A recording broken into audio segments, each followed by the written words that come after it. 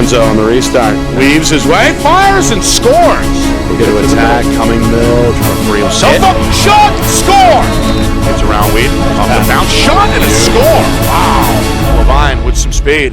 Levine fakes a pass. Levine all the way is going to fire and score. Up top, Druin. He wants a shot, and he's got it. Wow.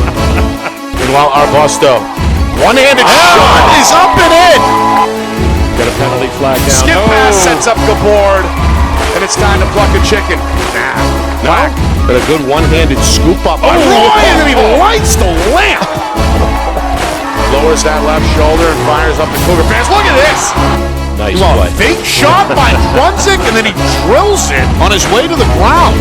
Chase, extra feed, Shot, score, game over.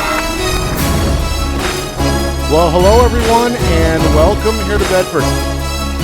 Nick Roger, how are you? Getting set for the 2025 NHIAA Boys Lacrosse Division II Semifinals at the Bulldog Stadium. In a matchup between two Seacoast rivals, we have the defending champion Portsmouth Clippers taking on the number 2 seed Winnacunnet Warriors. Clipper head coach Chad Vischer guided his squad to a 13-5 regular season. Good for a number 6 seed in this tournament, but don't be deceived. Portsmouth playing one of the tougher schedules really statewide, regardless of division. They challenged themselves. Sure did. A few D1 teams on that schedule, and some out-of-state competition as well.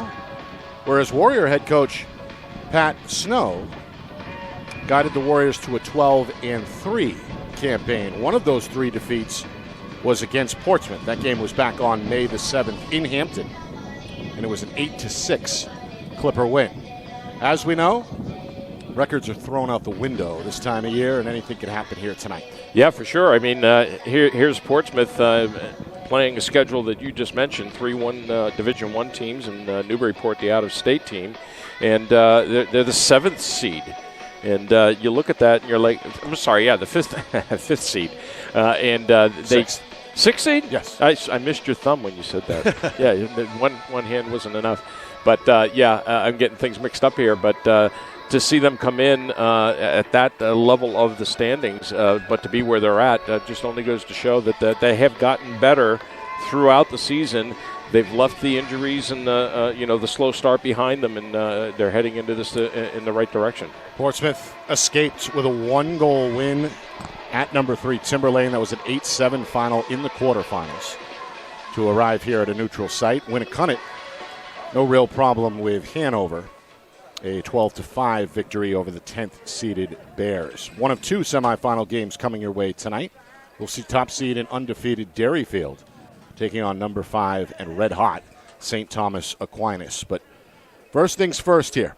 These 2 teams very familiar. They've met not only this season, as we highlighted about a month ago, but consistently over the years. Very short trip up Route 95 between the 2 schools, and both these head coaches very familiar with one another as well. Yeah, quite. And it's amazing to see throughout the spring sports just how the proximity of these towns have collided.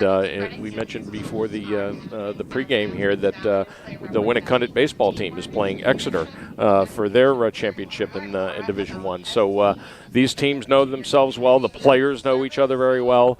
And now that everybody is healthy and ready to go, fully expect to see a good contest here today. It's a hot one. Temperature right around 80 degrees, not a cloud in the sky. The sun is shining brightly on this grass, or I should say turf field, here in Bedford. And both fan bases have turned out, made the drive from the Seacoast.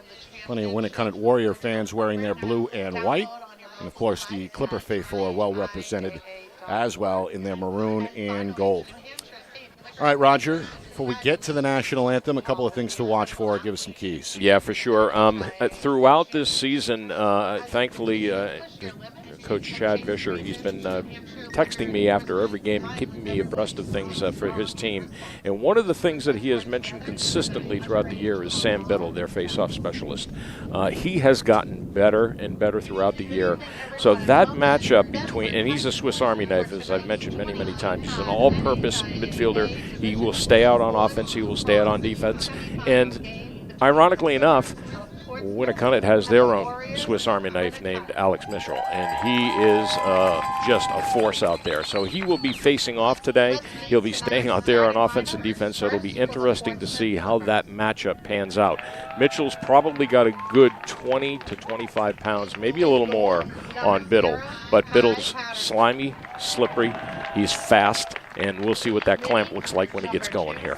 Two very experienced goaltenders going head-to-head as well. Yeah, and Kai Patterson has come a long way. Again, Coach Vischer talks a lot about Kai. He's got an unusual style, not one of those traditional goaltenders out there in terms of how he draws towards the ball and traverses on the arc. But he has come a long way in the few years that he's been under Coach Vischer's tutelage, and he has been terrific for them for a long, long time. The Winnacunnet goalie, again, has come a long way under Pat Snow and what he's done with him in the net this year. Good guy. All right, I guess we got a couple of minutes here, or a minute before the national anthem, so we'll keep it right here in the booth. Nick Anastas along with Roger Howe. Reminder, the second game of our semifinal doubleheader comes your way tonight approximately at 7:15 Eastern. That's Derryfield and St. Thomas. And, of course, Derryfield's undefeated under head coach Chris Hetler. But St. Thomas, they're suffering a string of one-goal losses early in the season, is one of the hotter teams in the state right now. Yeah, and that's in Division II. I didn't get a chance to see them, although they're close to home. But listening to what Coach Hetler has said on some of the podcasts out there, they've been watching St. Thomas from afar. And in this latest version that I heard this morning and repeated, they always seem to end up with a St. Thomas in this time of year. But they're a team that is on a streak and always coached well under Coach Singer. And we'll see what they can do against undefeated Derryfield. They're just a juggernaut this year. Yeah. All right, so Portsmouth in the hunt for a fourth championship in 5 seasons. They were back-to-back champs in 2021 and 22 before suffering an overtime defeat in the championship round against Derryfield. They come back with a vengeance last year, topping the Cougars in the final to make it 3 out of 4. And then to do it again this year as a 6th seed would be certainly an accomplishment in its own right. That's the goal, obviously, year in and year out for Portsmouth. And I got to think that Coach Vischer would think that this is probably, if they can pull it out, obviously, and even get to the finals, if they were to get that far and raise the plaque over their heads, that might be one of his most satisfying accomplishments with a team, given what you and I both know about what he said prior to this season. Let's turn our attention now down to the field for the national anthem. Our broadcast today, as it always is brought to you by Beals Insurance Agency, with locations now in both Bedford and Londonderry. Whether you need home, auto, or business insurance, Beals Insurance will get you both the price and quality coverage that's right for you. Just call 603-471-9999 or visit BealsInsurance.com to request a free quote and start saving money today. Again, that's BealsInsurance.com. The New Hampshire Tomahawks promote the highest level of club lacrosse competition, not just in the state, but in the country. Looking to get recruited? Director Chris Cameron keeps an open dialogue with the nation's top college lacrosse coaches. Over 400 New Hampshire Tomahawks alumni have played at the college level, including the ACC, Big East, Big Ten, Ivy, NESCAC, NE10, and more. The New Hampshire Tomahawks coaching staff has over 100 coaches, including current high school, varsity, and college coaches. The Tomahawks offer training for players of all ages, clinics, camps, and leagues, along with spring, summer, and fall elite teams. So play with the best. The New Hampshire Tomahawks, showcase and development for college lacrosse. Visit NewHampshireTomahawks.com and girls.nhtomahawks.com. How can you reach your team's fundraising goals at no risk and no cost? MG Sports offers a variety of products to make your team's fundraiser a success. Their products include tickets and discount cards to hundreds of local businesses. MG Sports now has a digital platform where athletes can raise funds in the comfort and safety of their own home. So become another lacrosse program like Bedford, Goffstown, or Memorial that sets fundraising records every season. MG Sports, fundraising made easy. Visit mgsportsfundraising.com to start raising money for your team today.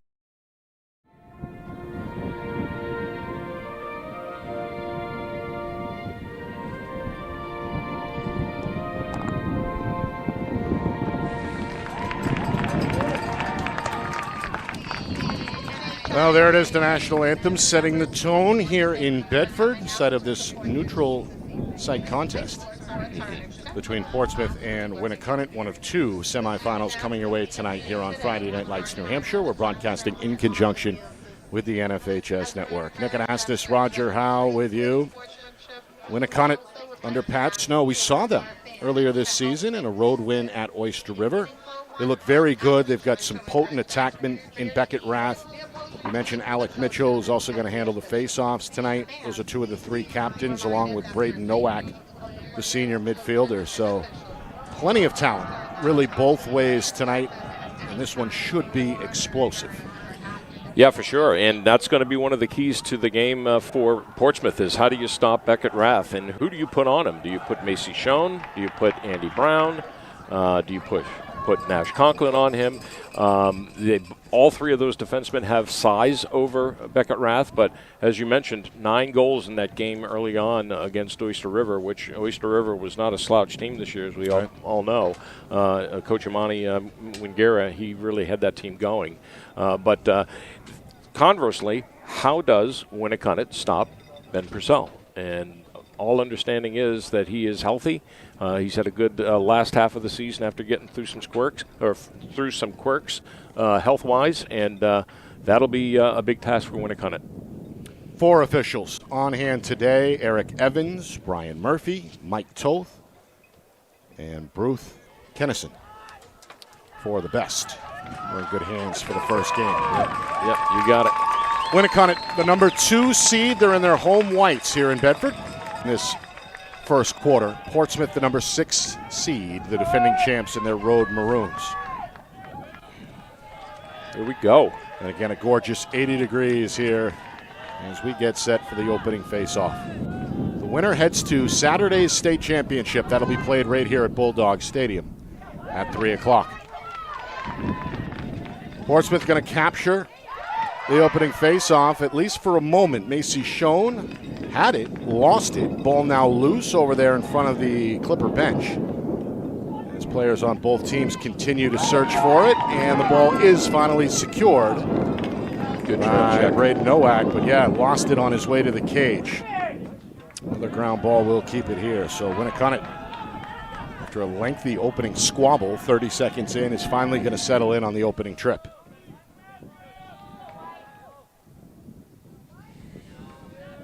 Swing it far side. Spencer Ziegler, another player to watch tonight, running the point. Coming on now is Avery Almada, the sophomore. And again, Winnacunnet seemingly in no hurry here is Spalding, the sophomore. Sets up a little 2-man game near side, dropping the shoulder, but with nowhere to go. Is Liam McNally, and then this pass is off target. Ball is out. Too late. And stumbling over midfield to draw the whistle was Brian McCown. So Portsmouth, they hang tough defensively. They ultimately force a mistake, and now the attack for the Clippers in possession here for the first time. Sawyer Bouvier on the near wing gives way to Henry Purcell, who's given plenty of room. Shuffle it over to Riley Collins, a senior and an NCAA commit on his way to UMass Boston. Yeah, we need to watch him too, because when he's on, he is very accurate, and he likes shooting from that far wing. So watch the far side with Riley. Had a big game in the contest against Dairyfield that we broadcasted. Yeah, early this season. Yeah, if you remember, he blossomed late in that game. Yeah, I think he had 3 in the second half, and That was that Ben Purcell. Well, Ben was out for that game, I believe. So I think it was Henry, the younger brother, that was actually feeding him a lot. But yeah, he's got some talent. Here is Henry Purcell, right on schedule. Going to light the lamp, going high to low, the sophomore. And one of the favorites of Coach Chad Vischer, said he's one of the better athletes in the program. Showing you why right there as he beats the goaltender low to make it 1-0 Portsmouth. Yeah, he just chugs. Coach Vischer likes him because he works so hard in practice. And, following in older brother Ben's footsteps here, at Portsmouth, he has really blossomed this year. But watch for him, too. Three-headed monster out there. So after a lengthy opening possession, Portsmouth able to light the lamp. And the number 6 seed takes a 1-0 lead. Look at that. Meanwhile, Schoen, the back check, lost it. In the hunt for Winnacunnet is the long pole, Brock Emery. His pass, though, is off target. A little too low for Nowak. Nowak lays a check. And that ball continues to bounce across the midfield line, and now Portsmouth's Sawyer Bouvier has it. Bouvier, one of the seniors. Able to get in front there and scoops up that ground ball knee high to secure another Portsmouth trip. 3 minutes in, 1-0 Clippers as the defending champs threaten to double the lead. So both face-off guys are really tying things up well here. This has been a scramble, these first two face-offs. No one's winning it clear. Trevor Sifferlin, one of the few freshmen either way to get time today. With a touch, he's going to retreat off ball behind the cage as Portsmouth goes back to the top. Henry Purcell, long pass taken behind the cage. Collins given room. The defender is the long pole, Braden Emery. Little shot fake, and now nice. Purcell with a sweeping shot and score. Leaves the stick in his wake. Going to celebrate with his teammates. 2 early goals for the sophomore. Portsmouth's got a 2-0 lead. Yeah, we're going to have to watch that to see who they end up putting on Henry. But sneaks in from the side. Not a lot of pressure. Slide came late. Didn't think he expected that he was going to be able to get by that short stick midfielder, but maybe that's not the matchup that Winnacunnet wants to see. They should be getting a pole on him. Pretty good face dodge there. Yeah. Along the goal line, Purcell. Henry Purcell. Both goals early. And each score coming 78 seconds apart. 3.5 gone by. Portsmouth now is going to win their first face-off, but heading to the ground is Sam Biddle. The ball is going to trickle towards the Portsmouth cage, where it's kicked now behind the net. And we've got a melee. Wow, they're going to get it. Eventually dug out by Beckett Rath. The top goal scorer is really statewide regardless of division. Gives way up top now to Spencer Ziegler and Winnacunnet, hoping for their first goal here in a 2-0 hole. Yeah, it'll be interesting to see where he did end up in the scoring numbers. But they're going to put Ethan Lander on him, which I find unusual, but now he's matched up. There's Ziegler one-on-one against Biddle, makes different. a dash to his left, where he's picked up by Schoen on the switch. Both these teams, Roger, very methodical on the attack. Yeah, slow and methodical. Oh, nice pick by Patterson. Yep, read it the whole way, the goaltender. And the 3-year starter able to snatch that out of the sky to keep it a 2-0 game. Meanwhile, Schoen launches a rainbow pass. He's got a man in the middle of the field. That's Bouvier. And Portsmouth cautiously going to slow it down here on the near side as Henry Purcell takes a jog behind the net. Yeah, I think the change in the Clippers' offensive approach had to change because they did not have Nick Smith. They didn't have a number of the transition guys that from the face-off and between the boxes that was kind of their calling card the last couple of years. Those players have moved on. And then, of course, they started off the season with some injuries that really took Purcell out of their game. And they had to come up with something a little different. So a little more methodical, hold on to the ball, good possessions. There's a good open shot, but it ends up wide. That's Thai Beelan. The sophomore found the sweet spot, but couldn't put it on cage. Still 2-0 Portsmouth here as we head towards the midway point first quarter. Henry Purcell going to lower the shoulder. There's the slide, finally. Took a hit. Able to absorb the check. And he's getting whacked at over there on the far side wing. Finally going to get rid of it. Yep, some broken lumber on the field. Ziegler. Collins finds a man. That's Beelan. However, he fans on the release. Good hustle by Beelan to keep it alive in the near corner, and that allows his teammate Gus Baker, the sophomore attack, to come up with it. Now Collins. There it is. Looking to muscle to Watch the him. cage, Nice turns, turn. and Wow. scores. Well, able to spin to his right. The release was quick, and he beats the goaltender's strong side to make it 3-0 Portsmouth. Well, he can score from anywhere on the field, obviously, and although he likes to call that other side home, great turn by him, and just muscles past that short stick defender and finds the far corner, or far side. He has gotten absolutely better. I've seen probably a half a dozen Winnacunnet games this year, Portsmouth games this year, and he has absolutely gotten better as the season's gone on. Able to beat goaltender Joel Williams. Another face-off win for Winnacunnet. I believe, Roger, they've won 3 out of 4. They have indeed. But no goals to show. Inside of 6 minutes first quarter. Warriors trying to get on the board, their third possession.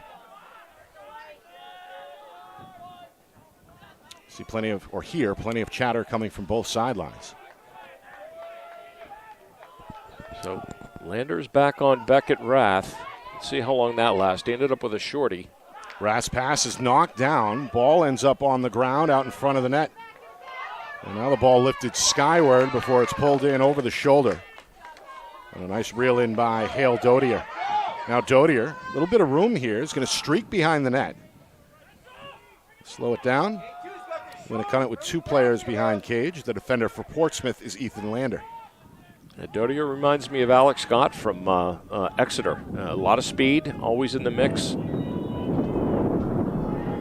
We saw Exeter last night, of course. They fell to Pinkerton in the Division I semifinals as the Astros advance. Look at this. Nice turn. Wraparound score. Brian McCown went airborne there, but got the step he needed to put Winnacunnet on the board. It's now 3-1 Portsmouth. Yeah, and he's one to watch out for as well. A great future for him down in Hampton because he's only a sophomore. He's the other threat that they have coming out of the midfield. But I don't think I've seen that kind of speed from him in an invert. Good to see him get into that 5x5 and just beat his man to the spot. So McCown sacrificing the body to get his squad on the board. 3-1, and Winnacunnet's going to follow it up with their 4th face-off win. Yeah, Mitchell's on a roll now. Didn't take him long to figure things out. Wow, he took a spill there. As you mentioned, Mitchell really kind of got grown man size out there. And one of the better face-off men in the state. Meanwhile, a violation here against Winnacunnet is going to give the ball right back to Portsmouth. Let's see how they clear here. They're 2 for 2 on the clears today. Bouvier takes a bump. check. Yep. Keeps Good his balance and gets around one defender. Gets rid of the pass before the slide comes over. Now Henry Purcell, a drop step shot and a save. That's Williams, denies it. Williams goes to the ground trying to cover up and eventually does secure the ball in the crease. He got lucky on that second shot because he was already on the ground and it hit him right in the leg. Long outlet pass over the head of the intended target, Will Granger. And turned over as Macy Schoen is there for the pickup for Portsmouth. By the way, great clear by the Clippers on that prior possession to create a 2-on-1 situation that popped the teammate loose here at the 40-yard line. We tick down towards 3 minutes to go. First quarter, 3-1 Portsmouth. The Clippers scored the first 3. They look to rebuild that 3-goal lead. Watch out. Shot denied by Williams. Boy. Able to stamp it out low, denying Purcell. That's his second save. And now Williams out of the cage. Sophomore looks to his right. He's got the long pole. That's Jackson Massey. Massey, a little scoop. Gets the ball over midfield where Spencer Ziegler takes over. Now Ziegler hits the gas. Shown in his wake. Ziegler going to spin back, and it looks like Winnacunnet wants to set something up here. Chance to cut the lead in half is Alec Mitchell, one of the tri-captains. He's going to take a stroll behind the net. Shown giving him plenty of room. They love doing this invert with Alec. Now watch what happens from the top. Everybody's high. He'll pick off, Watch the crash. Looks for a screen, gets a pretty good shove there from Schoen, and the ball ends up out.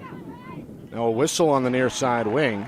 It's going to give this right back to Portsmouth. They will run that same play the opposite way, and they'll also run it with Alec from the wing.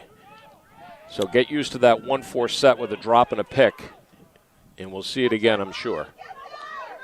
Meanwhile, the intended target, Biddle, had his head turned. As a result, the ball ends up out of bounds. Yep, so that's not going to work. So the ride for Winnacunnet, forcing their first turnover. And they take over here with just over 2 minutes to go, first quarter.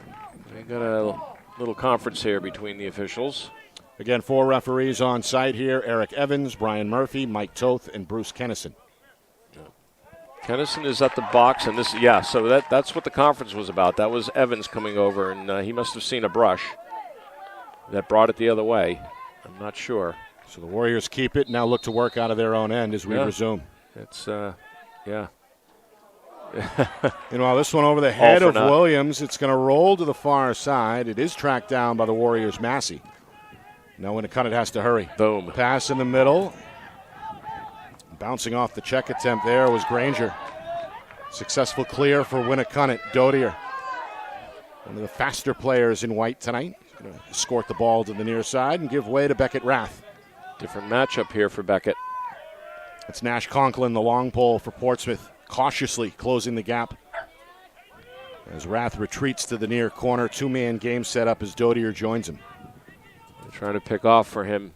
They've got the defense spread pretty good right now. Rath with a split dodge shot, knocked down and saved by Patterson. He's in the crease, though. Ooh. They're going to play on. Yeah, they're going to play on. He got a first save for the senior Patterson. Meanwhile, Andy Brown, the long pole, has to go back to Patterson, who leaves the cage. Portsmouth looking to hurry on the clear. They do get it across. As Bouvier takes it the rest of the way, we go down to 1 minute. Boom, watch this. Collins, a nice bouncer. Save. Yep. Sent back by Williams. Bouvier reloads. That one ends up wide. Wow. Well, Williams, after surrendering 3 goals in the first 3.5 minutes, has come up with 3 really jaw-dropping saves.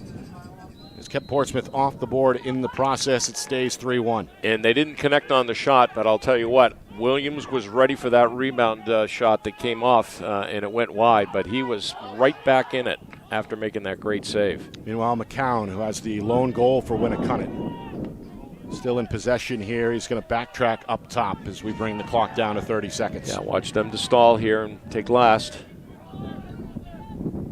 Ziegler fans it right side. It's Mitchell. Here's the wing play. Mitchell to his left. Oh, he got held. Oh, there's got to be a flag there. Oh. Nope, we're going to play on. He literally wrapped his arm right around his throat. Officials letting some stuff go here in the first quarter. Conklin, left side, has Brown. Portsmouth has to hurry. We're down to 10 seconds.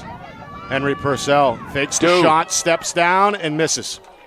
Went just wide. Another great face dodge by the sophomore, but he can't cash in. It stays 3-1. I love me a good face dodge. Meanwhile, Williams launches it down the length of the field. It ends up with Portsmouth's Conklin, and that brings us to the end of the first quarter. 3-1 Clippers, the defending champs, getting out to a good start here in Bedford. Winnacunnet looking for an answer when we come back. You are watching the 2025 NHIAA Boys Lacrosse Semifinals here in Division 2. It's right here on Friday Night Lights, New Hampshire. We're broadcasting in conjunction with the NFHS Network.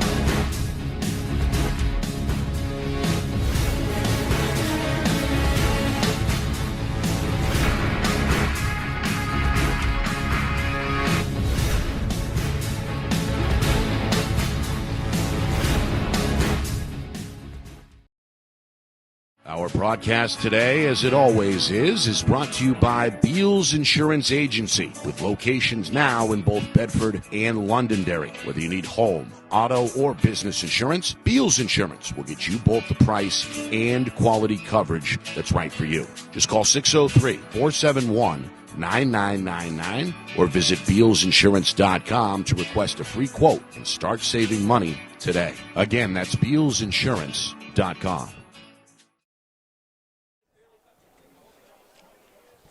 Portsmouth scoring 3 goals in the first 3.5 minutes to set the tone here in Bedford. Winnacunnet, though, responding with some good defense and some good goaltending down the stretch of that first quarter. Joel Williams, the sophomore goaltender, unofficially with 4 saves through 12 minutes of play. We head to the second quarter. Portsmouth, the number 6 seed, the defending champs, looking for their 4th in 5 years. If they can get back to Saturday, that gives them a chance to see the finish line. Of course, Winnacunnet, under head coach Pat Snow, they've gotten better consistently over the years.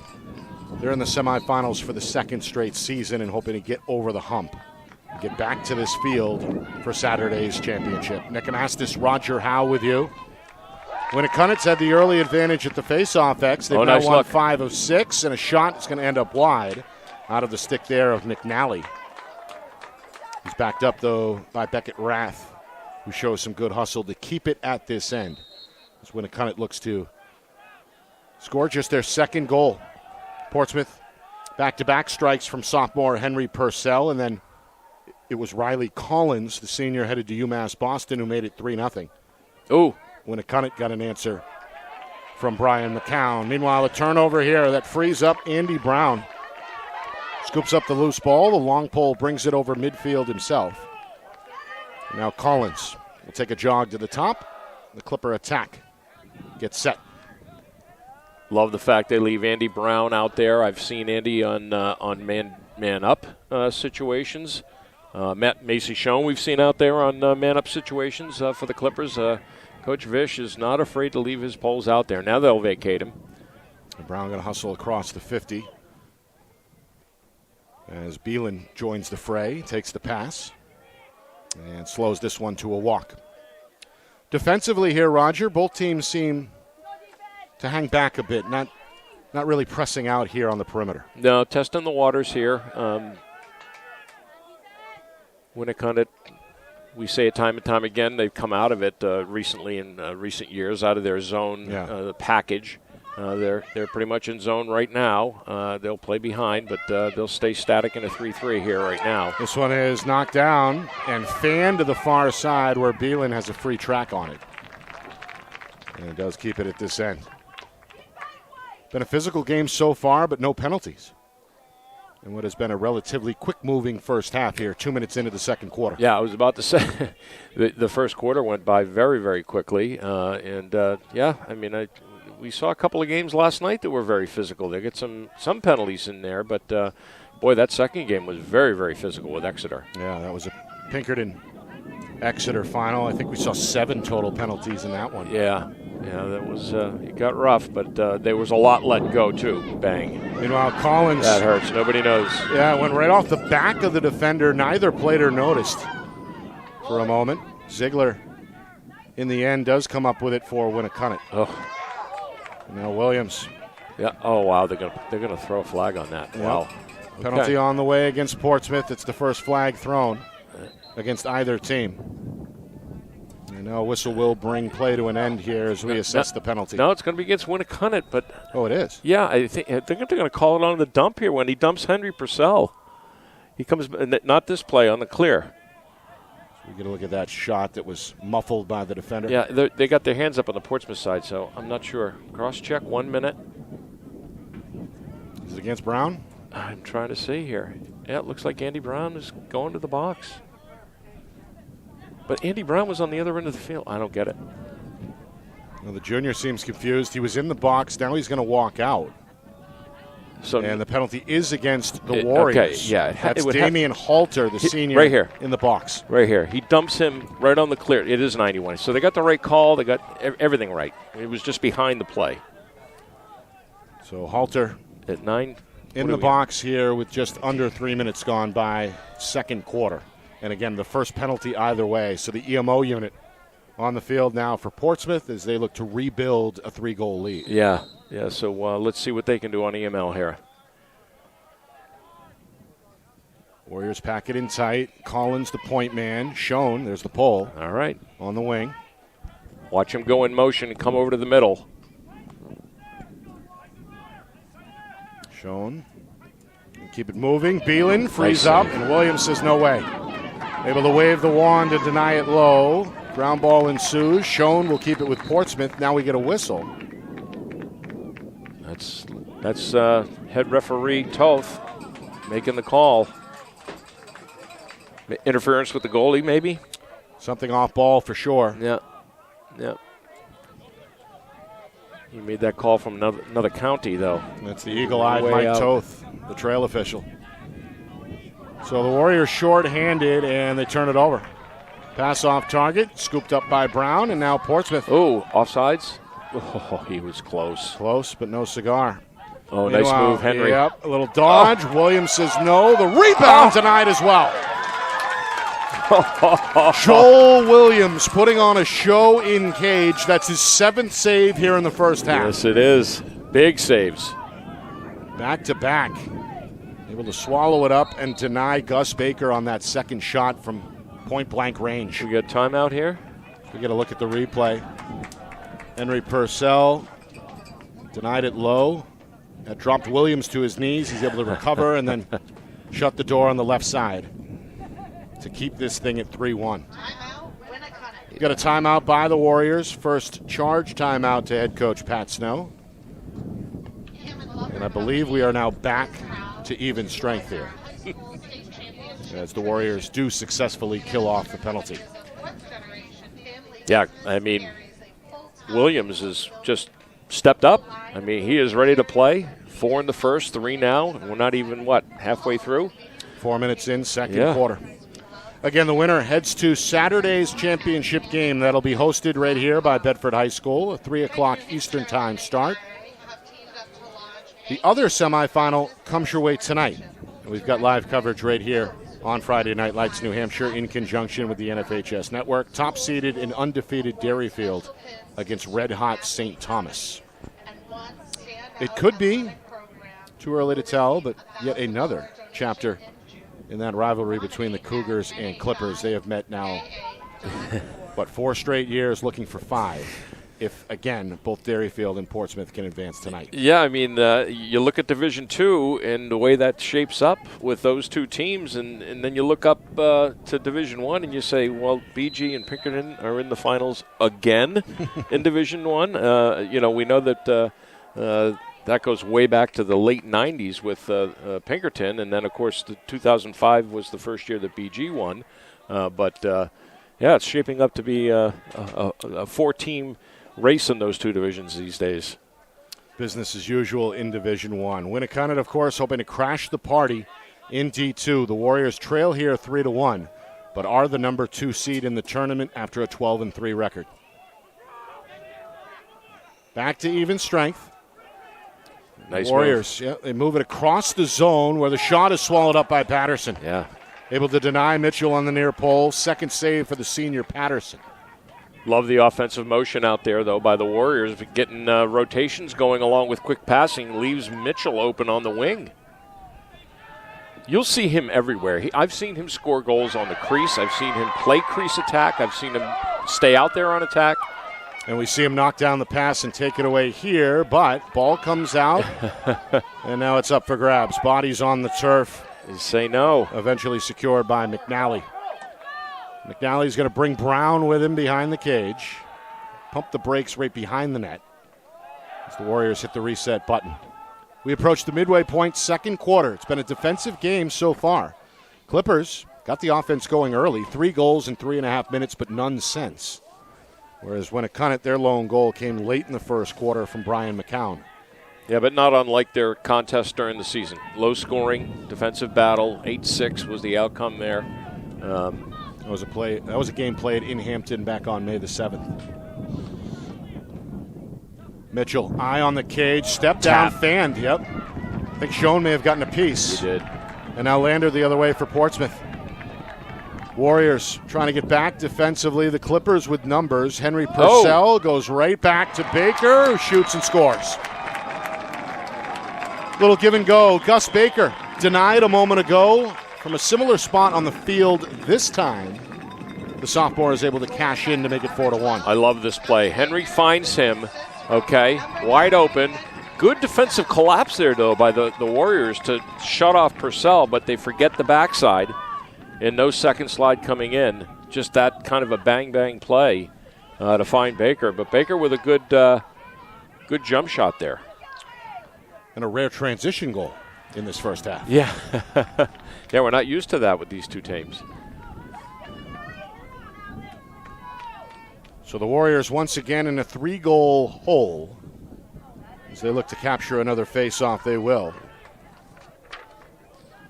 As Mitchell has consistently given them an advantage there in this first half. Yeah, so give Purcell 3 points in this first half already. Good clear here by the Clippers. Again. Henry Purcell, 2 goals and 1 assist.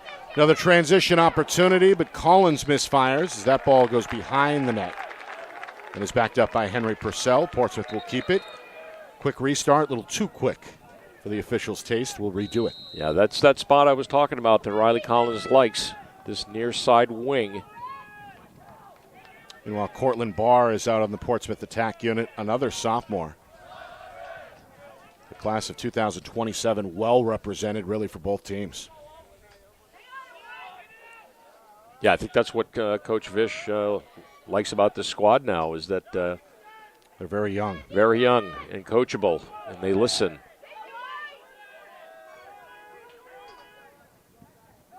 Clippers in no hurry here. Winnacunnet hangs back defensively. We approach 5 minutes to go until halftime. Watch Riley Collins here. They want to draw the defense. Barr finds Bouvier, who finds the back of the net. Nice pass from behind the net. Bouvier is going to check in for the first time with his first goal. Portsmouth takes their biggest lead at now 5-1. And they had this defense so packed in right now that I thought they were going to get what they wanted out of this play in rotation, where they had Riley Collins wide open on the wing, but they forget about Bouvier. He comes in late, and there's a beautiful pass by Cortland Barr. Good play there by the Clippers. Pretty pass by Barr. Bouvier does the rest. Meanwhile, Mitchell wins this one cleanly for Winnacunnet.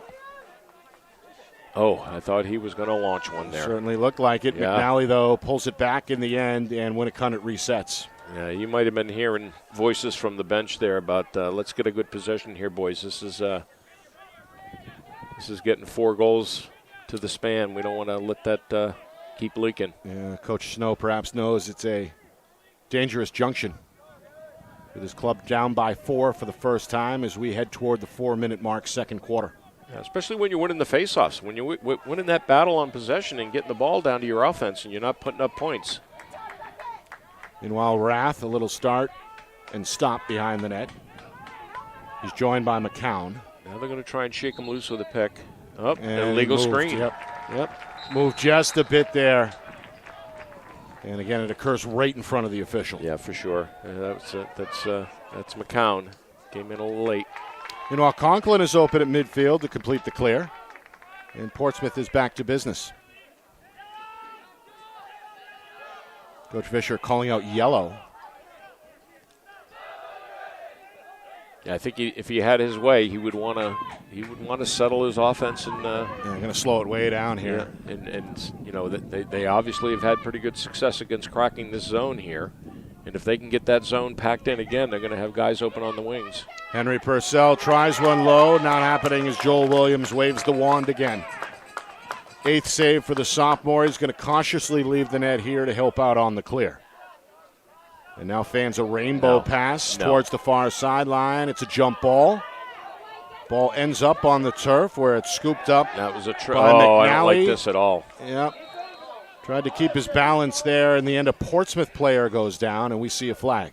Yeah, I'm not in favor of this call. I think he tripped on his own, but the positioning of that referee, he was kind of screened by the Portsmouth player. This is going to be Andy Brown by the looks. First penalty against Portsmouth. What do we got here? Trip?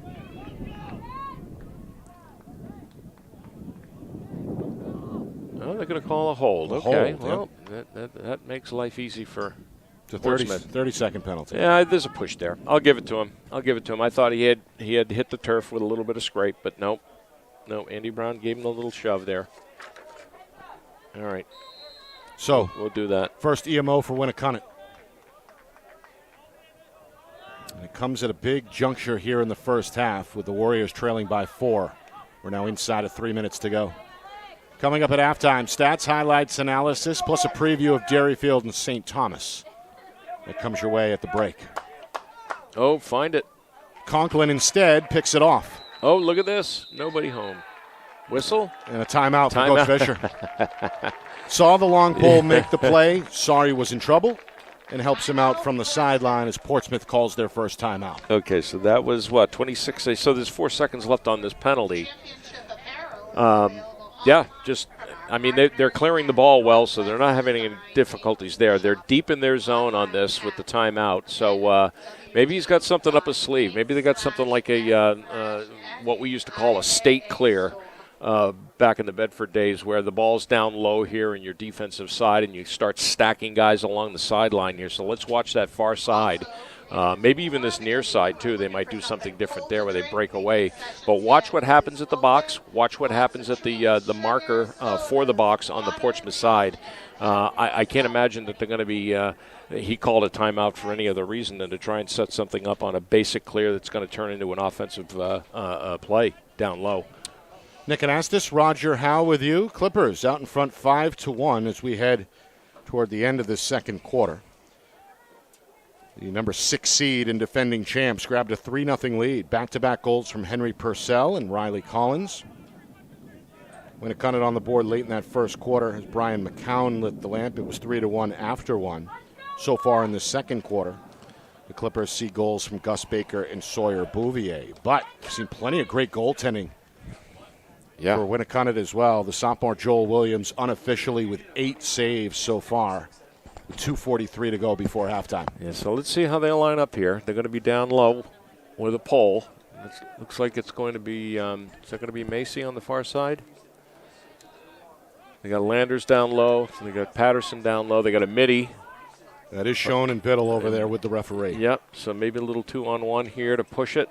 And watch 45, the far side attackman. That's Beelan. They're going to cover him now, okay. And then watch the cone right here by the near side. Biddle hears the whistle and takes off. Goes up the sideline, gets rid of it at midfield. It's pulled in overhead by Henry Purcell, who gets inside the defender, fires a shot, and scores. Hat trick time for the sophomore. Able to free himself up with another great dodge. Beats Williams over the right shoulder to make it 6-1 Portsmouth. So give the ball to Biddle, your Swiss Army knife. He chugs it out, finds Purcell up high outside the box, and they just take it home. Just steps inside the box, good 10, 11 yards out, and gets the crank. I'm going to give Biddle an assist on that, even though in the back of my mind it really isn't an assist. But he found him. Well, certainly a team effort. He found it. They get the clear, they kill the penalty. Yes. They get it to Purcell, and he lights the lamp. Yep, and almost like it was programmed that way. Just as Coach Fisher drew it up, I'm sure. Yeah, love it. Love it. Biddle had that one and tried to get it over to Bouvier.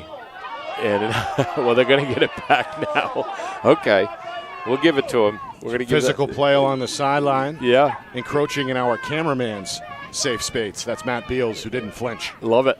Meanwhile, in the middle, sweeping shot that it hits bounces in after it was initially stopped by Williams. Wow. Score it for Trevor Sifferlin. Wow. The freshman gets in on the action as the defending champs continue to widen the gap late in this first half at 7-1. These are the ones that challenge a goaltender. So now Williams, has nothing to do with this goal going in. He's been fantastic so far, has no clue. It goes off his teammate. That's 91. And that's Halter. And he's baffled. Couldn't find it. He had no chance on that. Now he's got to just forget about it and move on. Get his 9th save. Get it on the next one, kid. Clippers have now scored, Roger, 4 straight in less than 4 minutes. Yeah, indeed. Whoa, dumps. Got a whistle here. Mitchell lost his helmet. And that is not the first time I've seen that all season. No. He loves to mix it up. Very physical player, seems to enjoy the contact. Yeah, he's got to have to come out here at least for the restart, right? Yes, indeed. Yeah. So this ball is going to go to Winnacunnet, right? Yeah. Yeah. So we're going to give him that face-off win too. No, they're going to give it to Portsmouth. Are they? Yeah. Yeah, you're right. They had possession when they blew the whistle. Portsmouth had possession. So that's the right call. So the Clippers a chance to add to this lead here as we approach 2 minutes to go, first half. Portsmouth attack really heated up over the last 4+ minutes after we were scoreless through the first half of the second quarter. Another freshman out there, Miles Parker, right here with the ball. It's number 30 in maroon. Saw the other, quote-unquote, other freshman, Sifferlin, score a moment ago. Clippers testing the fences. Biddle with a touch. Henry Purcell, who has led all scorers with 3 goals in this first half, drawing attention here. Good defense. Little drop step, nowhere to go. That's Will Ganger right on his hip. Now Portsmouth will reverse. Collins, eyes on the cage, tiptoes to the middle, where Biddle takes over. Push him in. Little spin move now, goal line extended, trying to muscle his way with his back to the cage. Oh. Purcell to Biddle. Collins can't track it. The ball's on the ground. It's swept back towards midfield. Oh, nice play. That counts, baby. Oh, what is it? It was over. The step? Okay. May have had a toe over that midfield line. He did. Yeah, the officials were all over it. Toth was right there. Oh, he did. Yeah, after the play. Can't do that. So the Warriors get the stop they wanted and now hope to cash in here in the final 45 seconds before halftime. Coach Snow's going to use his second timeout here to draw something up. That'll stop the clock with just inside of 44 seconds remaining. As that Warrior coaching staff seeking some answers here offensively, just 1 goal to show. That came back in the first quarter. Yeah, they gotta have something to show, like you said, especially right now going into the half, and not much happening on that side. Beckett Rath has not been heard from at all. He's had the ball a couple of times. They've shut him down. They've tried to pick for him. That call got a bad screen. So they really need to do more of that. One thing that they did do, they tried, but there was a turnover in the first quarter, was they did some switches with Beckett, and they ended up putting him on with a short stick. That's what they probably ought to start concentrating on if Portsmouth is going to continue to shut down on Mitchell, which they've done a pretty good job so far at doing. What has been the key to success defensively for Portsmouth in this first half? I mean, it's been more Winnacunnet not really executing because they haven't tested Patterson at all. But it's not like they're denying the ball or pressing out. It just seems that these offensive sets that Winnacunnet is using just is not getting through that defense. And I don't see them really doing anything extra special. Landers has been on Beckett. Mitchell has been, he's been doing his thing, but whoever has been playing him has been shutting him down. McCown was the only one with the goal here, but we haven't seen much of him as well holding the ball or even dodging. See what Coach Snow draws up here. A dodge with McCown. Final 30 seconds. McCown does give it up. Skip pass in and out of the stick of Mitchell, who has to scramble to recover here on the near side wing. Does so. But the clock is now down to 20 seconds. Yeah. Now they give it to Rath. Rath up top. Going to tiptoe, going to spin left, split dodge. The third defender pokes the ball loose. And now we have a pig pile out in front of the net. Taken away by Portsmouth. Clippers trying to hurry, down to 5 seconds. Collins, spin move, shot, denied by Williams, who is able to cover up and bring us to halftime. Wonderful. End-to-end action to conclude the first half. The opening 24 minutes belonged to the defending champs as Portsmouth, with their largest lead on the board at the break, 7-1 over Winnacunnet. So Winnacunnet finally starts to dodge a little bit to get some motion going there, and they get the ball to Rath. Rath makes a good dodge, and to answer your question from a few minutes ago, good slide package by the Clippers. They collapse right in on Beck, caused a turnover, and they're off to the races. Good play by the Clippers there. So far, so good for the defending champs as they look to punch their ticket to Saturday's championship game for the 5th straight year. They lead the number 2 seed Winnacunnet Warriors 7-1 at halftime. Coming up, full recap, stats, highlights, analysis, and a look at the other semifinal coming your way later tonight between Derryfield and St. Thomas. All that and more on the other side. You are watching the 2025 NHIAA Boys Lacrosse Division II semifinals. Right here on Friday Night Lights, New Hampshire. We're broadcasting in conjunction with the NFHS.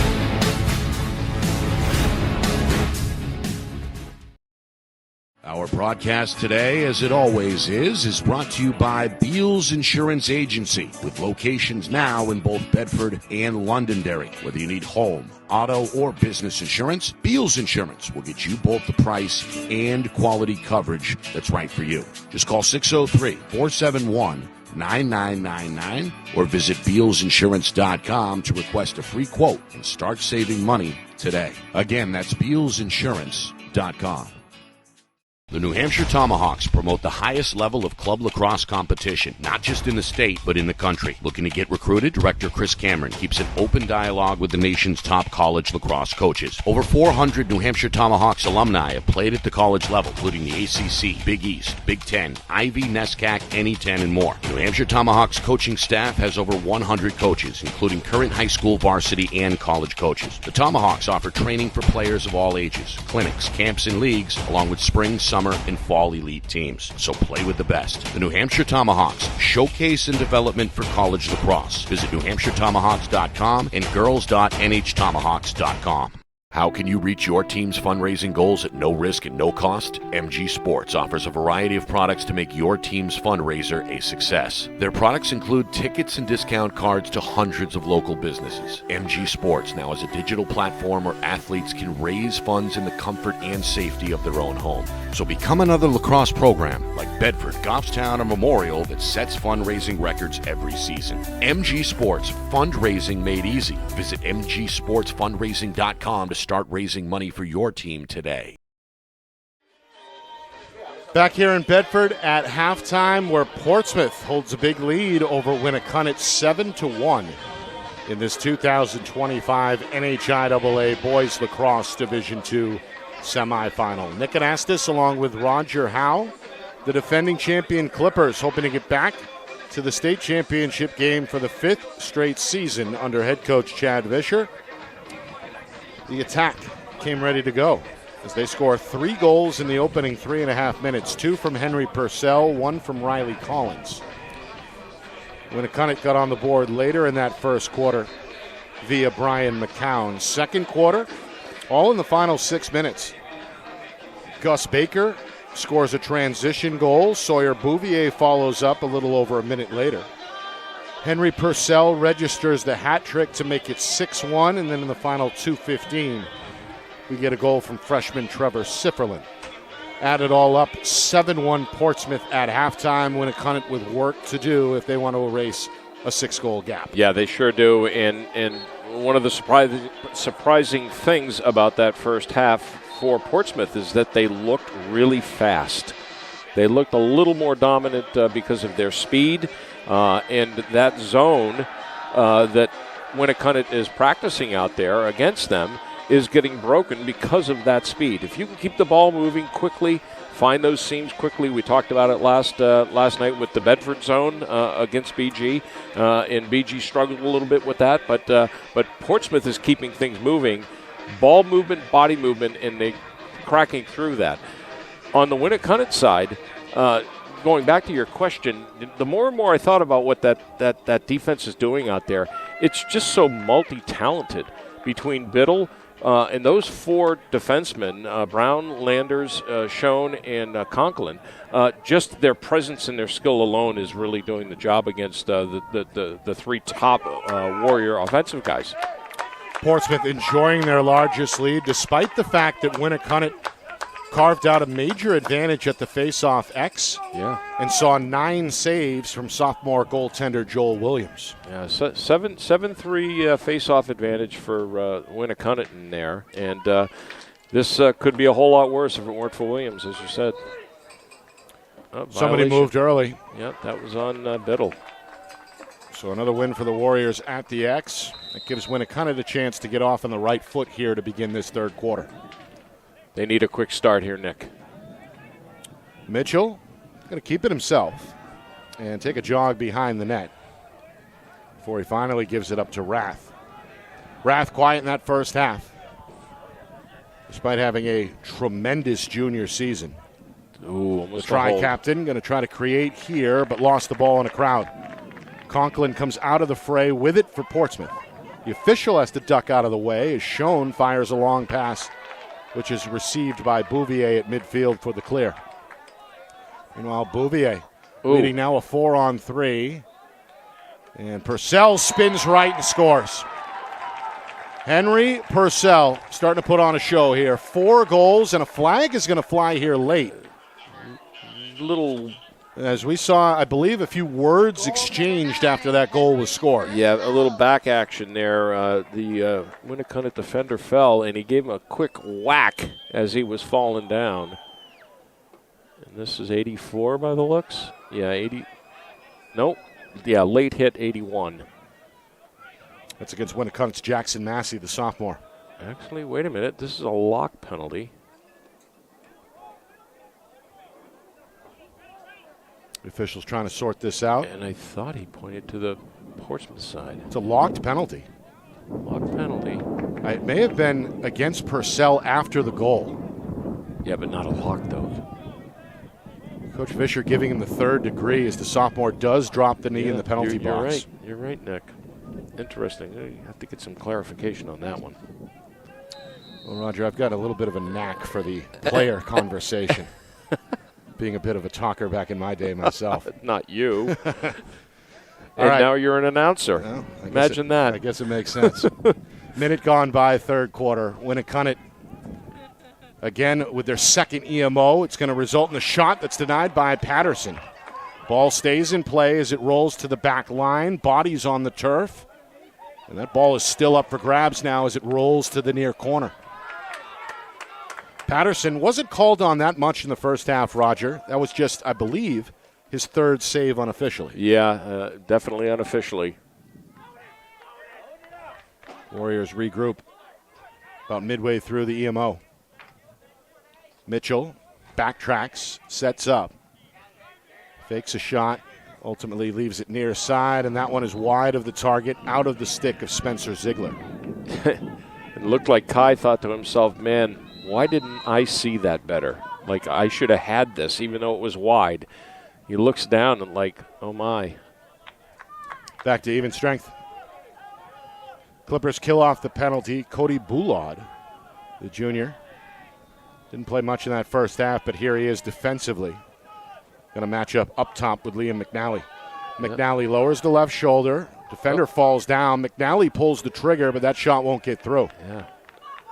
It's all still unclaimed deep behind the cage. 4, make it 5 players in the fray for both teams before Rath emerges. Rath trying to make it happen near side. That shot again doesn't get through. Wow. Patterson, the outlet that's dropped by Balud. And the ground ball circus continues. Finally scooped up by Mitchell for Winnacunnet. It's almost like the Warriors are in slow motion when they're getting ready to shoot. That's Mitchell has, loaded the gun and has been trail checked a couple times. Another one here. A little hesitant, perhaps? I don't know. I don't know what they have good looks on these shots. Ziegler's going to fire here. That's wide. And backed up by Rath, it'll stay at this end with the Warriors. Yeah, when McNally loaded the gun on that prior possession, he had a clear shot, but he just seemed very slow. 3 minutes in, third quarter. Portsmouth's lead has grown to 8-1. Oh, they're going to call it here on Landers? Rath does draw a flag. The ball is out, and now we do get a whistle. Yeah, this is going to be on Landers. Maybe a hold. Slash. Okay. All right. So Landers is hitting it. Senior Ethan Lander. Back-to-back penalties against Portsmouth in this third quarter. That brings their game total up to 3 infractions. Yeah. I can see this. He wrapped up Beckett Rath pretty good. Stick looked like it was up under the chin. Yeah. Yeah.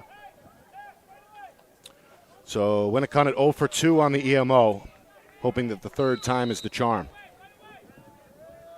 Mitchell begins on the far wing. A short pass taken behind the cage for Brian McCown, who has the lone Winnacunnet goal to his credit.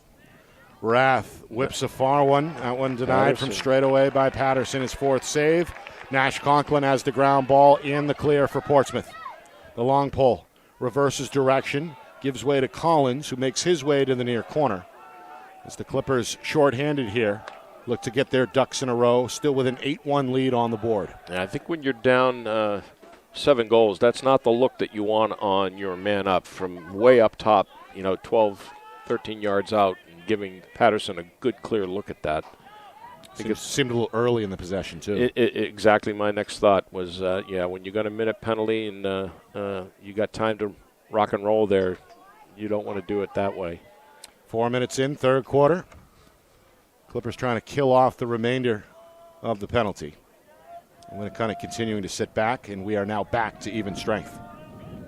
As Baker jogs onto the field to join his Clipper teammates. Yeah, and I mean, even though you're in zone here, when you're trying to kill a penalty, and you've got numbers on defense, you want to press out. And the Warriors just sat back on that, waiting for the Clippers to kind of kill it off and get their own guys out there again. There's Baker, near side for Biddle. Step down shot won't get through. That hurt. Yeah, the defender took the brunt of it. We get a whistle as the Warrior player finally gets back to his feet. That's Burke Spalding, the sophomore. And Spalding holding his neck with his right hand as he heads to the visitor sideline. Yeah, the home sideline. I think he got hit in the neck. Yeah, right in the side of the head, it looked like. Oh, yeah. Yeah, right in the side. Well, this is a sport not for the weak-hearted, as we know. We expect Spalding back, but right now taking his time on the sideline. Meanwhile, Portsmouth back to work, looking to increase this lead. Ooh.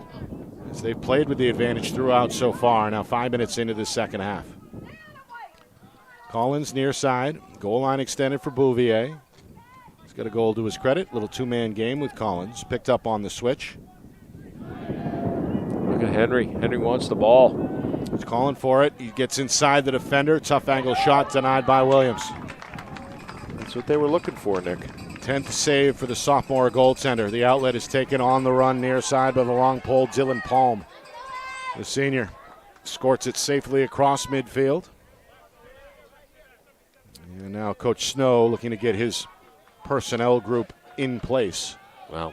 That's only their 5th successful clear today. They have not had a lot of opportunities to get the ball out that you would think with Williams having the success in net with saves that they would be seeing more of that. But Clipper ride has been formidable. Exactly. They've been shutting it down, and they've been causing turnovers between the boxes. Look at this. McCown pays the price as Lander comes over on the slide and lays the wood. Going to escort the ball across midfield, but his pass is picked off near the cage. Intercepted by Palm. Palm right back the other way, and a back check causes Lander to lose the stick and the official to blow the whistle. I thought for sure that we get a timeout here, I believe, from Winnacunnet. Must have. Coach Snow, sensing the danger along that far sideline, called for time. Yeah, watch this. Okay, we missed it there. I don't know if Ben can go back a little bit further, but I almost was sure that referee Murphy on this near side was going to call something before that transition happened because he had his head wrapped right around it. But they get it down, and now it's coming back this way. So we've seen a grand total of 4 penalties combined between these two teams so far. Hopefully we can see it right there, and Murphy is looking right at him. Had him up around the neck, You're talking the initial defender, Conklin. Right here. Right there. Right there. Could have been a penalty right there. Hold at the very least. Fine line to walk for these officials, as we know, given the elevated aggression and physical contact of a playoff game, right? Yeah, I mean, I don't think it was quite this game hasn't been as intense as the Exeter-Pinkerton game was last night, but I think that's where Winnacunnet needs to kind of step it up a little bit. They need to show a little bit more physicality out there against the Clippers' offense to kind of get them a little bit nervous if they're going to be stepping in and doing what Purcell's been having success doing tonight. Well, that was my next question. Do we see, from this point on, midway through the third quarter, any adjustment in the defensive philosophy for Winnacunnet as they try to come back from now a 7-goal gap? I don't think they're the team that can go right into man and be successful after playing the entire game in zone, but they absolutely need to become more aggressive, with their bodies out there and when they're sliding and doing stuff out in the crease area. Mitchell's going to fire on the run as play resumes. That shot ends up well wide, but will stay at this end with the Warriors. Now, that play looked a little bit more like the Pinkerton-Exeter game last night with bodies being dumped after shots and things like that. That contest between the Astros and Blue Hawks may have set a new standard for physicality, at least for this season, from games we've done. Yeah, I mean, it might even be one of those training films for the officials to let things go and find a good game at the very end of it. No one got hurt, at least as we know, but meanwhile, Rath, that went a little too deep, 15, 16 yards out wide of the cage. Yeah, and boy, he had room here too. Created room with the footwork. Yeah, had a lot of room. Boom. Meanwhile, nice save. Rath again denied by Patterson. Gonna give it. Yeah. 5th save for the senior, and then the footwork, or rather the hustle behind the cage, ends up benefiting Portsmouth as the Clippers are awarded possession. Yeah. Yeah, good hustle there. Liam McNally with a good turn for the Warriors, though, too. Just missed it. Now Patterson, the 3-year starter in cage, is going to leave the net. Head on a swivel here as he approaches midfield. Yeah. Going to fire a bounce pass for Schoen, who gets it across for Collins, but not a clean catch. Good defensive effort by the long pole, Massey. It's actually Damian Halter still on the hip of Collins. Halter forces the ball out briefly. Collins recovers, and now going to make a move all the way to the far side. Pass now taken by Henry Purcell. Shot sent back by Williams. And the ground ball rebound controlled, though, by the Clippers. As Baker finds Collins. Now Biddle up top will reset as we come down to 4 minutes to go, third quarter. Portsmouth still out in front, 8-1. Yeah, other than Sam being on the face-off X today, we haven't heard much from him offensively. He's usually in the midst of everything. He's going to receive a long pass here. Well, and again, is given plenty of room. Isolate Sam Biddle here. Wants to go left. Going to fire on the run. And does it. Shot ricochets in. Oh, I thought it went in. So did I. It doesn't. Oh, man. That one, maybe an inch or so to spare. It looked like hit the inside of the crossbar. Meanwhile, another turnover produced by the Portsmouth Riot as Collins comes up with the ground ball. He loses it on that far wing. And now again, anybody's guess as that ball squirts away down the far sideline and is finally controlled by Brock Emery for Winnacunnet. Wow. Line that one up, Ben. I got to see this one again. Meanwhile, Emery is going to backtrack towards the corner. Now gets inside of Schoen. I guess it did not. Wow. Okay. The officials have been spot on. That's push, and that should be a change of possession to Clippers. Yep. A little bit of a shove into the back of Portsmouth Ballood. Now the clock moving inside of 3 minutes, third quarter. Henry Purcell spins left. Dodge shoots on his way to the ground, but Williams waves the wand again. A dozen saves for Williams. That would have been a spectacular goal for Purcell, who already has 4 to his credit. Clippers do clear the ball successfully this time as Will Granger is given some space to operate near wing. Pulled back out to McCown. Coach Snow wants to hit the reset button with 2.5 to go in the third. Yeah, and give the Warriors some credit there with that collapse on Purcell, finally getting his body on the ground, but Purcell still gets the shot off. Got incredible balance. He does. Like I said, he's slippery and slimy. That guy, he finds a way. Meanwhile, McCown spins, gets knocked to the ground, and the ball is out in front of the net. Somebody. Brown taps it back to his goaltender, and Patterson does keep it in play. I love how cool Patterson is on these clears. Well, he's been a part of the varsity program for a long time. He's seen it all, including multiple state championships. Portsmouth hoping to get back to the state finale, the championship round, which will be played here in Bedford on Saturday for the 5th straight year. As we know, Portsmouth has won the championship 3 of the last 4 years in Division II. But never as a number 6 seed. Came away with a road win in the quarterfinal round, a 1-goal victory over Timberlane. And have led throughout this semifinal contest. Jumped out in front 3-0 and have not looked back. Led 3-1 at halftime, 6-1. Sorry, 3-1 at the end of the first. 6-1 at the break. No, 7-1 at halftime, and it's now 8-1. Boom. That's a tough angle shot. Sure is. Jack Martin, the sophomore, getting some time. And he took a stick to the stomach there on the release, but appears to be okay. Getting down under a minute here, Nick, so watch for last shot. Final 45 seconds, third quarter. And it appears like the Clippers are setting up for the final look. Brings out the freshman. It's Miles Parker. So 2 freshmen out there now out of the 6. Sifferlane, the other, and here he is. Right side, frees himself up, but the bouncer a few feet wide.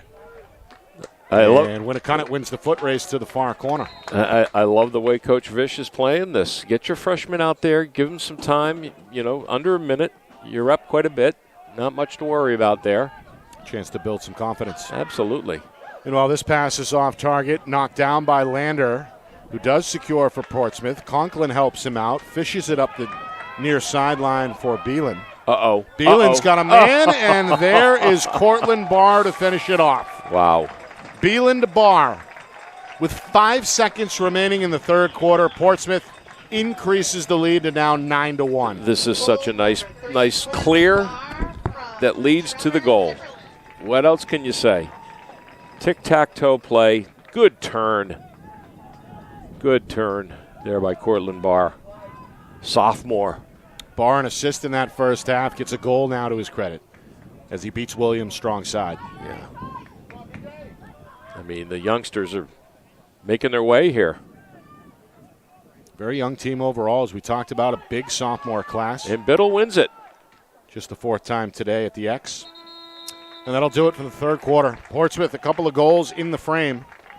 They've been led today by Henry Purcell's 4-goal effort. Cortland Barr beats the buzzer, so to speak, with 5 seconds to go, and it's 9-1 Clippers.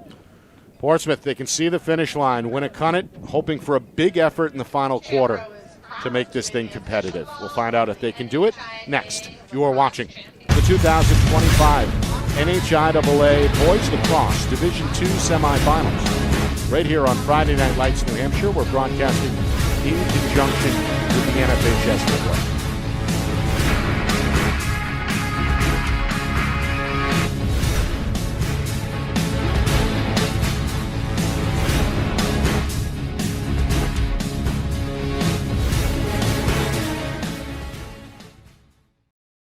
Our broadcast today, as it always is brought to you by Beals Insurance Agency, with locations now in both Bedford and Londonderry. Whether you need home, auto, or business insurance, Beals Insurance will get you both the price and quality coverage that's right for you. Just call 603-471-9999 or visit BealsInsurance.com to request a free quote and start saving money today. Again, that's BealsInsurance.com.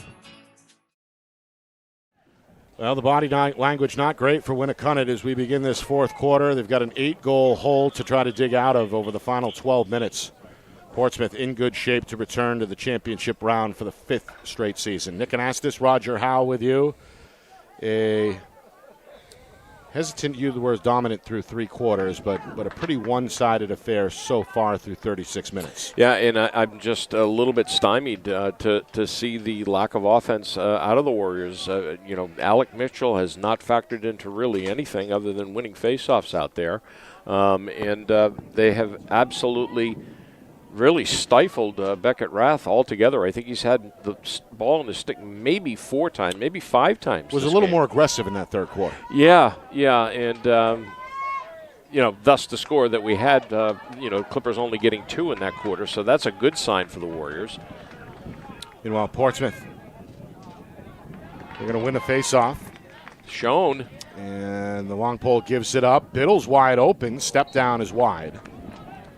We'll stay with Portsmouth. Yeah, I'm going to put my money on Sam Biddle to make a tally of some sort, whether it's an assist or a goal in this period. He is hungry. That's his second shot that I have him recorded. And they need to watch. There's a shot for Sefferlin from way outside. 15-meter strike, high to low, beats Williams to make this a 10-1 game. Yeah, when I did the rosters over this morning for the playoffs, obviously you can pump your rosters up kind of like baseball does for the month of September. Bring your guys up, and I saw a lot of freshmen coming up on all 4 teams today for this, for these 2 games tonight. Yeah. And I said to myself, Sifferlin's he was in the games that we saw. He's been at the varsity level all year. Yeah, for sure. And although I don't recall seeing Miles Parker, the other freshman that we've seen so far out there, he's been part of that offense all year. Bang. Wins it, loses it. Has elevated his game today. That one a moment ago, his second goal of the contest. Meanwhile, Winnacunnet coming down with a rare transition opportunity, but the pass knocked away by Nash. Good defensive read there for the long pole. It results in a ground ball takeaway for Portsmouth. And now at full steam comes Ballard. High one push. For, Henry Purcell went flying, 2 hands in the back. The flag is out. And it looks like the second Winnacunnet penalty of the game is on the way with a minute gone by in this fourth quarter. This is going to be Dylan Palm and number 84, and he's going to get away with just a push. If you're just joining us, it's been quite the performance on attack for Henry Purcell, the sophomore midi, with 4 goals to lead all scorers, and he draws the penalty there. Yeah, pretty blatant. Not what you want to see from the Warriors. So Palm drops the knee. And just the second EMO for Portsmouth on the way. Yeah, and I want to see what they do here. 30 seconds, how my feeling is with 30-second penalties. You want to see movement and bodies going real quick. And they may not want to show the next team that they meet anything. Coach Singer and Coach Hetler both lurking in the crowd, I'm sure. They sure are. That brings us to the point in the game where I suppose I need to remind folks to stick around after this one. We're just getting going. The second part of the semifinal doubleheader comes your way at 7:15. Coach Hetler's Derryfield Cougars against Coach Singer's St. Thomas Saints. You could see him lurking on the far side of the field. Those plaid pants are a giveaway. It's a badge. Oh! Meanwhile, trying to swim through a crowd of defenders is Henry Purcell, who draws another flag. Yeah, and I think this is going to be a little more serious, a cross-check. This might be on 85. Will Granger. He got a good pop as he went through the middle of that crease. Oh, they're going to wave it off? Officials talking. Boy, Henry Purcell is taking a beating. But the sophomore continues to produce. What? Now Coach Vischer is looking for an explanation. Yeah, let's see what referee Murphy has to say here. I thought they're going to wave it. Yep, they did wave it off. Meanwhile, the players are retreating to the sidelines. So Vish must have called a timeout then. Dead ball timeout. Yep. Yeah, so we got a timeout by Portsmouth. First timeout charged against the Clippers. Yeah. And it comes with just about 2 minutes gone by in this fourth quarter. So I was just about to say before I caught Coach Hetler on the far side, I had to chuckle to myself with the plaid pants was standing out like like I don't know what, some flag out there. But just before then, I was about to say that was about as boring a man up I have ever seen. It was absolutely what I thought it was, not show your hand to these two teams that are sitting on the end line here getting warmed up. I was about to describe it as strategic. Yeah. For a few reasons, right? Want to drain this clock down, you've got a comfortable lead, and you certainly don't want to give anything away for Saturday. Exactly. You don't want to put anything out there, and, just until the very end there, when you saw the cutter come through, and which has caused this stoppage here in the wave of the penalty, just not a lot happening out there at all on that. Portsmouth, they jumped out 3-0, 3.5 minutes into the game. Henry Purcell, a pair of goals to get it going. Riley Collins followed up a moment later. Winnacunnet got on the board late in that first quarter. Brian McCown lit the lamp to make it 3-1, but since then, it's been all Portsmouth. They closed out the first half with 4 unanswered. Gus Baker, Sawyer Bouvier, another from Henry Purcell, and then Trevor Sifferlin. And in the second half, more of the same. Henry Purcell, and how about Cortland Barr to beat the buzzer late in that third quarter. So far in this frame, a second goal from Trevor Sifferlin. Added up, it's 10-1 Portsmouth with just over 10 minutes to go in regulation. Yeah, Sifferlin with 2 tallies today for the freshman, and it's always good to see. Always good to see. We've been talking a lot about that over the course of the last couple of weeks. How many freshmen out there are really getting involved? Levi Weaver for Pinkerton in the last couple of weeks really blossoming out there. Speaking of the Astros, we'll see them Saturday night in the Division I championship as the BG Cardinals look for another state championship in D1, but this Pinkerton team, the number 1 seed, very formidable. Yeah, under first-year head coach Marty Ogier. Yeah, not to be outdone, Teddy LaPointe right here at Bedford, making his way for the Bulldogs. Speaking of freshmen, yeah. Meanwhile, Thee Beelan gives way to Baker. Collins now, goal line extended. Nothing shaking. Yeah, watch this real boring offensive possession here. You're not going to see a whole lot unless there's some gaps. Now they're going man, of course. They almost have to at this point. And Baker back out. Of course, another Portsmouth goal would trigger a running clock, correct? No, sir. 12. Excuse me. 12. Yeah. Oh, yeah, why not? Collins. Go ahead, Riley. A couple inches high of the crossbar. So they're at a point that they really can't pack it in and stay in zone. They've got to press out and try and get the ball back. The running clock rule is 10 on the girls' side. Oh, okay. 12 on the boys. If that had been a trivia question, I would have gotten it wrong. Absolutely. Well, now you know better. Now I know better. Meanwhile, 3 minutes gone by, fourth quarter. A bouncing shot comes off the run. Again, wide of the target is Purcell, continuing to seek opportunities to add to his goal total. He's already got a game-high 4. Yeah, I'd like to know how he keeps ending up with a short stick on him, though. They look at their face guarding him now. Yeah, getting physical away from the ball. The defender there jarring a bit as well. That's DJ Scatia. Yeah. Get Bouvier out there in an ISO. Meanwhile, Sefferlin surrounded. The ball is out and loose on that far side wing. The long pole for Winnacunnet is there. Jackson Massey, who has played well today. Oh, trying to hook up with his own teammate behind the cage. Williams floats a rainbow pass near side. Oh. It's taken in. There's a hit. Surviving the contact is Scatia. And now Winnacunnet looks to set up on the other end. 4 minutes gone by. Step down shot. And score. It's Beckett Rath. Hello. That one from deep. 12, maybe 13 meters out. It was a rocket. And the junior is heard from here in the fourth quarter with his first goal to make it 10-2. Well, it's funny. Will Granger, number 85, during this transitional possession, comes crashing down the field, and they take their eye off Beckett Rath for just a short period of time. He was still wide open, but Beckett's got that beautiful placement. Good step down by him. Hard to keep him off the board for the full 48. One of the more prolific goal scorers in the division. Showing you that his team not ready to quit just yet. And Mitchell steps up. Wins another face-off. He's had the advantage at the X. So we'll see if Winnacunnet could score back-to-back goals for the first time in the contest.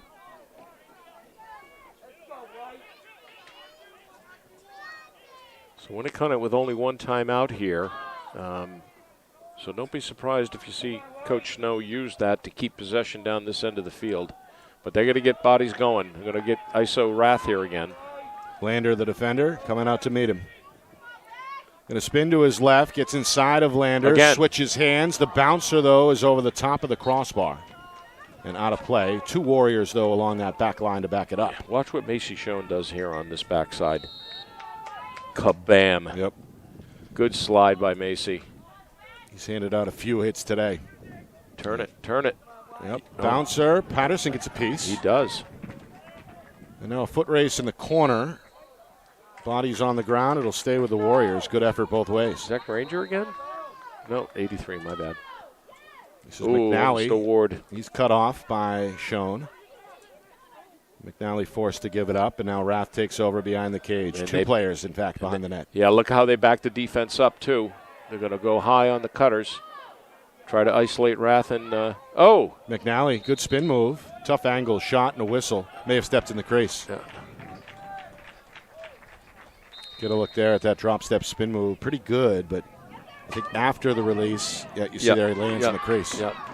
Meanwhile, a turnover at midfield. The Warrior Ride producing a takeaway.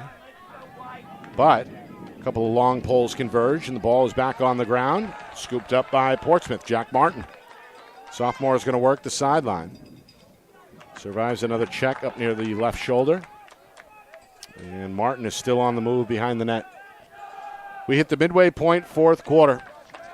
It's been a wire-to-wire lead so far for the number 6 seed, Portsmouth, the defending champ. Perhaps looking forward to Saturday already. It would be their 5th straight appearance in the Division II state championship game. Yes, indeed. Yes, indeed.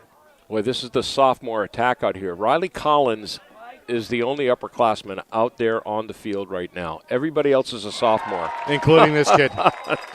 Henry Purcell. Another blazing shot that ends up over the shoulder of the goaltender. Goal number 5 for Henry Purcell. It's 11-2. I took my eyes off the roster card here just long enough, but he just breaks through in late slides. But they have them so spread out right now in a defense that the Warriors are forced to play, which clearly they were not comfortable going into, having played zone for almost 3 full quarters here. And they just find a way to get it through there. And these are just smart players being coached by a smart staff. Kind of a coming out party for the sophomore as well. Of course, his older brother Ben received a lot of attention, was injured early in the season, has not played so far today. Yeah, we're not sure what his status will look like for Saturday, but no Ben Purcell, no problem, as Henry Purcell has really elevated his game today. 5 goals to lead Portsmouth. Yeah, towing the company line with the company business. The family is intact and no problem there. Keeping a Purcell on the scorecard. As we know, Ben already committed to Binghamton. The senior, one of 2 future Bearcats, along with Maisie Schoen. Yeah, which is one of the reasons probably that he has laid low as much as he has this season. I did hear something about his injury late, but I did not think it had put him on the sidelines as it had done with Marshall Lazowitz for Exeter, who has been out. Unfortunately, right, missed a lot of the season after an injury, I believe, back in early May. Yeah. Did not play last night as Exeter was eliminated in Division I by Pinkerton. Not good. This one. Oh, good by them. Poked back over the line, but a whistle. May have been a toe there on the turf. Portsmouth rewarded with the ball. Well, Henry Purcell. Oh, what do we got here? Going to come down the middle as a flag flies. Penalty on the way against Winnacunnet. Oh, Macy. Schoen, quick shot, rung the bell. Warriors get to the ground ball, and we get a whistle here with the penalty on the way. Let's see what we got here, because I did not see much of anything. May have been away from the ball. We get a look at that Schoen shot just inside the crossbar. And Coach Snow is not pleased. And longtime Winnacunnet head coach back on the field. Well, if this is the end of the road for the Warriors, another successful season, despite the tough loss here in the semifinals. Coach Snow, he guided the Warriors to the Final Four last year as well. They went 12-3 during the regular season. Good enough for the number 2 seed. A tournament win under their belts as they downed Hanover by a score of 12-5 in the quarterfinals. And despite losing some of these key members, including Braden Nowak, the majority of this Winnacunnet team, Roger, is returning next season. Yeah, good for them. I mean, they're showing some spunk here late, but that penalty was a 1 minute unnecessary roughness penalty. Whoa, comes right in on Williams. Yeah, pass tipped, and then Williams able to secure it in the crease. And the Warriors look to clear. Coming up on 4 minutes to go in this fourth quarter. It's been a one-sided affair most of the afternoon. Portsmouth jumped out in front 3-0. They have not looked back. Meanwhile, Coach Snow going to call a timeout, as he's still giving his all here down the stretch, as the Warriors refuse to lay down despite trailing 11-2. Yeah, so to pick up on your point there about the freshmen on both teams, one of the discussions I've heard on a few podcasts over the course of the last couple of weeks is, as we get towards the end of the season, coaches, guys like us, people that follow the sport, they're looking to see where the seniors, who's going to be at a deficit because of, the seniors moving on. And we always we talked a little bit about it last night as well, about how some of these teams, most of these teams, that certainly the 8 that we are covering last night and tonight, those programs always end up reloading. Always end up reloading. And it's a great sign when you got, for example, these 2 teams here, that they're already playing those kids. It's not like they're in the wings. Right. They're getting experience at this level late in the season and playoff experience, which is just going to pay big dividends as they go down the road for sure. Absolutely. Plus the fact that the quote-unquote usual suspects have terrific feeder programs, terrifically run youth programs. So the wheels, so to speak, in motion long before these kids arrive at the high school level. Yeah, it's not rocket science. It really isn't. You look at these programs, like you said, and it's all about the youth programs and the organizations that are underneath them.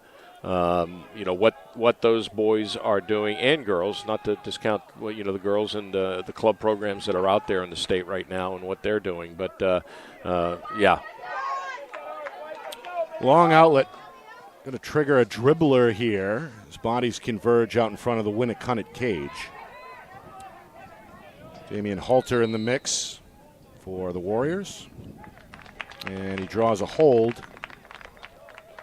No, Portsmouth is able to secure the possession. Hold there against Winnacunnet. And although things have changed a little bit over the years, I know one of the things that Coach Vish,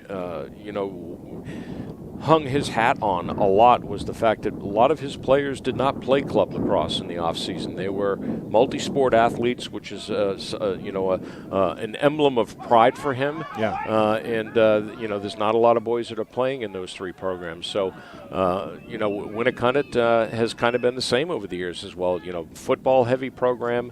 Coach Snow and the coaches before him, back when I was coaching at Bedford, were grabbing good athletes off the basketball and the football team and turning them into lacrosse players. That's something to be really prideful of when you get to this level, in the years that they've been able to do that. And, of course, success breeds more success. Yeah, right? It does. Yeah. It becomes cool to play lacrosse, and you're able to get more athletes seemingly on a yearly basis. Yeah, and it's not just at this level. I mean, most of you folks out there know that my son has coached at St. Anselm's, and, in the access to the portal and some of these schools like Limestone, giving up their programs, they want to come here now. And that you're right. That success breeds success, and they want to play, and it's cool to be a lacrosse player. This pass out of the box, Biddle couldn't tiptoe the line. The NCAA Division II-4. Yeah. Final 2 minutes here in the fourth quarter, as we get a quick shot that sails over the crossbar. Reminder coming up after the game, full recap, stats, highlights, analysis. And then we preview our second Division II doubleheader between Dairyfield and St. Thomas. Those players are on the outskirts of the field here, getting set for that 7:15 Eastern Time start. Big pile up out in front of the cage. Ends up with a shot. Patterson sets it aside again. And now Mitchell trying to muscle his way to the net. That's sent back over the shoulder attempt. Ends up wide out of the stick of McCown. As these players continuing to compete to the final buzzer here despite the one-sided score. Yeah, for sure. For sure. 11-2 Portsmouth, a dominant wire-to-wire performance. Here's Rath, going to spin to his right. And get it back here, goal line extended. Charges to the cage. He's repulsed by 2 defenders. That ball is out. Brown going to sweep it ahead for the Clippers. The long pole still in pursuit, but it's stabbed at and taken by Palm for Winnacunnet. Palm swims upstream as we move inside of the final minute, fourth quarter. Here's a shot sent back again by Patterson. Able to deny McCown his second goal. Loose ball at midfield. Nash has it. Here comes the long pole, and now numbers for Portsmouth. The pass across the crease is not received. Unselfish play there by Josh Cole, getting some time here late. Ooh. And now what do we have here? Well, he thought he had a fast start, and yet the official was like, what are you doing? Going to reel him back. That's Will Granger. Yeah. Granger's saying, what do you mean now? Don't we do this anymore? Granger, one of the graduating seniors for Winnacunnet, playing in his final game. Final 25 seconds. McCown. Down the middle. Bouncer is wide. Patterson out of the cage, but can't win the foot race. It'll stay with Winnacunnet with 20 seconds to go. And I think Brian wished he had that shot back because he had that far side open, and he just narrowly missed it. Meanwhile, Patterson has been quietly productive in cage for Portsmouth in this second half, where 6 of his 8 saves have come. This one taken away with 10 seconds to go. Portsmouth Reese Green able to get to that ground ball. Another sophomore. Yep. And then this one launched out of bounds with less than 4 seconds to go. Wow. So for the 5th straight year, the defending champion Portsmouth Clippers are going to head to the championship game. It'll be played here on this field on Saturday afternoon as the Clippers advance with a dominant wire-to-wire win. 11-2 is the final. Winnacunnet sees their season come to an end after a 12-win regular season campaign. Frankly, an outstanding performance by Portsmouth, especially on the attack, as they get it done yet again under head coach Chad Vischer. Yeah, just an absolutely dominant performance on defense by the Clippers. That 4-pole mix of defenders for them is what made the difference in this game today.